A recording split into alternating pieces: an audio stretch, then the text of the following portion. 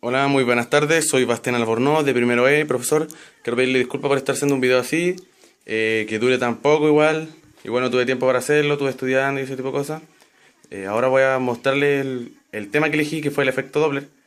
Y ahora vamos a hablar sobre el efecto Doppler y qué es en realidad el efecto Doppler. ¿Ok? Dice, el efecto Doppler tiene tiene que ver con la frecuencia percibida por un receptor.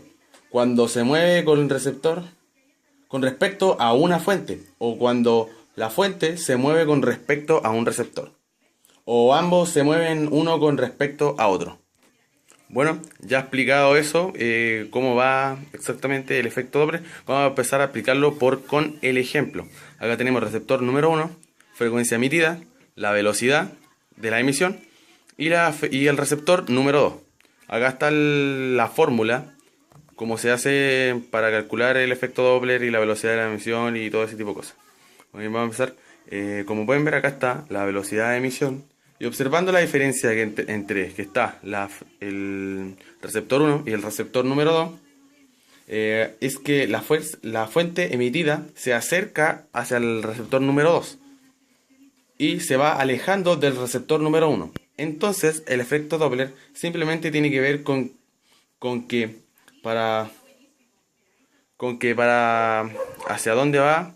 Y ahora voy a pasar a explicarle con un ejemplo para que entienda un poco mejor cómo va exactamente.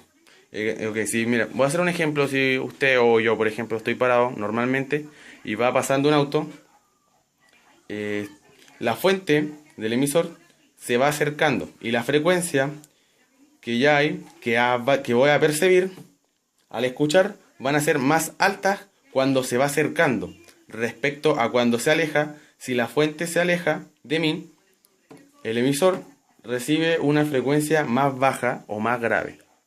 ¿Ok? O sea, que cuando se va acercando, recibe o sea, se escucha mucho más fuerte y lo voy a percibir mucho más agudo que cuando se va alejando, que va a ser mucho más grave y mucho más despacio. ¿Ok? Me entiende cómo le estoy explicando? Ahora voy a pasar a explicarle cómo va la fórmula del efecto Doppler. Veamos entonces. Entonces la aplicación en la fórmula en realidad tiene que ver con la velocidad relativa. ¿Mm? ¿Cómo se llama? En la velocidad del sonido, eh, vamos a- ¿cómo se llama? Se tiene que sumar con la velocidad del receptor para para después en función entre la velocidad del sonido y la velocidad del emisor. O sea, sería eso. Velocidad del sonido más la velocidad del emisor y la velocidad del sonido más la velocidad del receptor. Y entonces esta es la frecuencia recibida del receptor. Frecuencia del receptor sería igual a la frecuencia emitida, al igual a la frecuencia, sí, sería igual a la frecuencia emitida multiplicada por estas razones. ¿Me entiende?